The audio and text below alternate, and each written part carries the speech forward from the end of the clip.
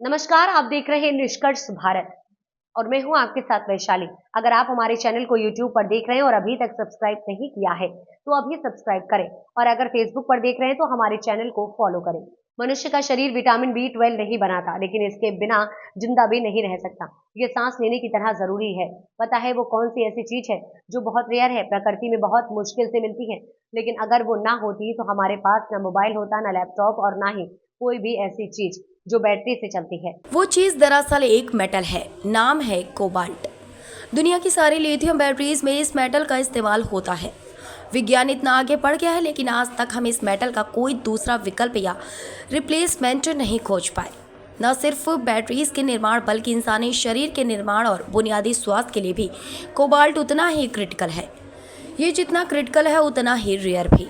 और यकीन मानिए, बैटरी की तरह मनुष्य के लिए भी विज्ञान इस मेटल का कोई विकल्प अब तक नहीं खोज पाया है। हम बात कर रहे हैं विटामिन B12 की। इस विटामिन के केमिकल कंपोजिशन में कोबाल्ट केंद्रीय तत्व है। जो आज सेहतनामा में बात करेंगे विटामिन B12 की और जानेंगे इससे जुड़ा हर ज़रूरी फैक्ट और हर ज़रूरी सवाल का जवाब। आगे बढ़ने से पहले जानते हैं विटामिन B12 से जुड़े कुछ ज़रूरी और रोचक फैक्ट्स। भारत की 47% आबादी क्रॉनिक विटामिन B12 डिफिशियंट है, यानी उनके शरीर में इस क्रिटिकल तत्व की कमी है। देश की 74% आबादी border line vitamin B12 deficient है। विटामिन B12 का निर्माण एक बेहद जटिल प्रक्रिया है। मनुष्य का शरीर विटामिन B12 बनाने में सक्षम नहीं है।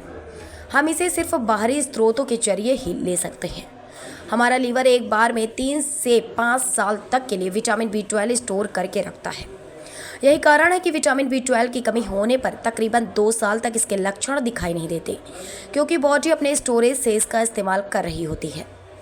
दुनिया के किसी वेजिटेरियन सोर्स, पेड़ पौधों, घास में विटामिन B12 नहीं पाया जाता है। ऐसे में एक सवाल ये उठता है कि गाय, घोड़ा, हाथी, हिरन जैसे शाकाहारी जीवों को विटामिन B12 कैसे मिलता है, क्योंकि यह उनके लिए भी बहुत ज़रूरी तत्व है। इसकी वजह है उनके शरीर में पाए जाने वाला एक खास तरह का गट बैक्टीरिया, जो घास के साथ मिट्टी खाने के कारण भी उनके पेट में जाता है और अपनी पॉपुलेशन बढ़ाता है। जानवरों में यह gut bacteria vitamin B12 produce करता है, लेकिन मनुष्यों के शरीर में ये बैक्टीरिया नहीं होता।